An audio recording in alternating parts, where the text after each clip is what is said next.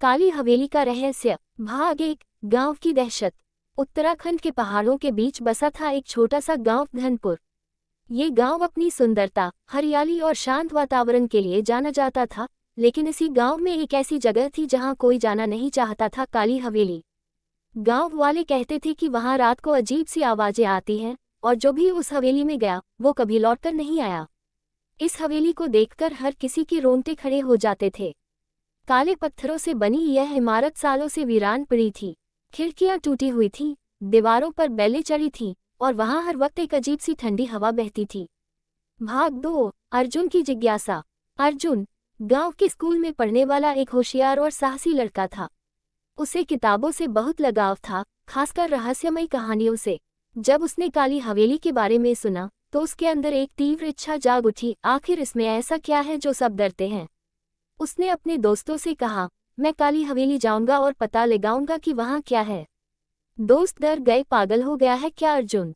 वहां कोई नहीं जाता। लेकिन अर्जुन ने ठान लिया था। उसने अपने बैग में एक टॉर्च, पानी की बोतल, नोटबुक और मोबाइल रख लिया। शाम होते ही वो घर से निकल पड़ा, बिना किसी को बताए। भाग 3। हवेली के अंदर। रात के 9 बजे थे।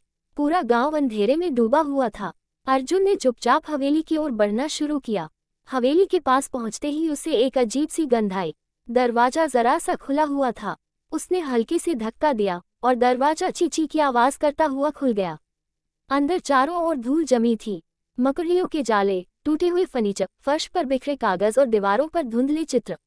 अर्जुन ने टॉर्च जलाए और धीरे धीरे कमरे दर कमरे घूमने लगा। तभी उसे ऊपर की मंजिल से किसी के चलने की आवाज सुनाई दी। कौन है वहां? अर्जुन ने पूछा, लेकिन कोई जवाब नहीं मिला।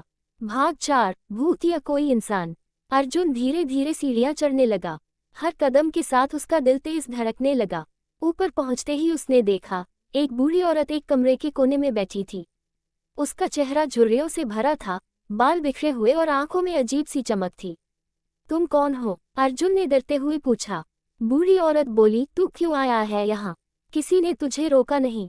मैं जानना चाहता हूँ कि यहाँ क्या रहस्य है। उस औरत ने एक गहरी सांस ली। अब जब तू आ ही गया है तो सुन ले सच। भाग 5। पुराना राज। बूढ़ी औरत का नाम मालती देवी था। वह कभी इस हवेली की मालकिन थी। वर्षों पहले ये हवेली बहुत सुंदर और आलीशान थी। मालती देवी के पति राजेश्वर बहुत अमीर जमींदार थे, लेकिन वो लालची और निर्दयी भी थे। उन्होंने गांव वालों की जमीनें हड़पी और जो विरोध करता उसे मार देते। एक दिन गांव वालों ने मिलकर बगावत कर दी। राजेश्वर की हत्या कर दी गई और हवेली को आग लगा दी गई।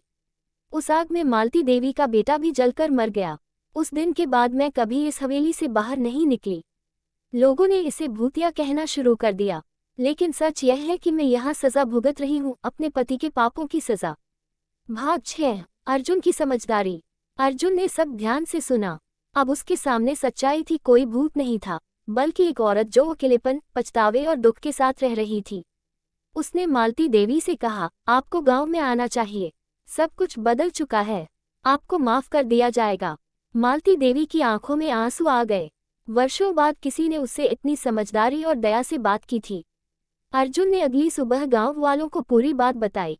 शुरू में कोई मानने को तैयार नहीं था, लेकिन जब मालती देवी खुद बाहर आई और सबके सामने अपने पाप स्वीकार किए तो गांव वालों ने उन्हें माफ कर दिया। भाग 7। नया आरंभ। अब काली हवेली में अंधेरा नहीं, रोशनी थी। गांव वालों ने मिलकर हवेली की सफाई की और वहां एक पुस्तकालय और बाल शिक्षा केंद्र शुरू किया गया। अर्जुन को उसकी साहसिकता के लिए गांव के प्रधान ने सम्मानित किया। मालती देवी ने भी हवेली की पूरी जमीन गांव के नाम कर दी। अब बच्चे वहां खेलने आते, पढ़ते और सीखते, और कोई डर नहीं था। नैतिक शिक्षा। डर और अफवाहें अक्सर सच्चाई को छिपा देती हैं। अगर हम सच्चाई का सामना साहस और समझदारी से करें तो अंधेरे में भी उजाला फैल सकता है।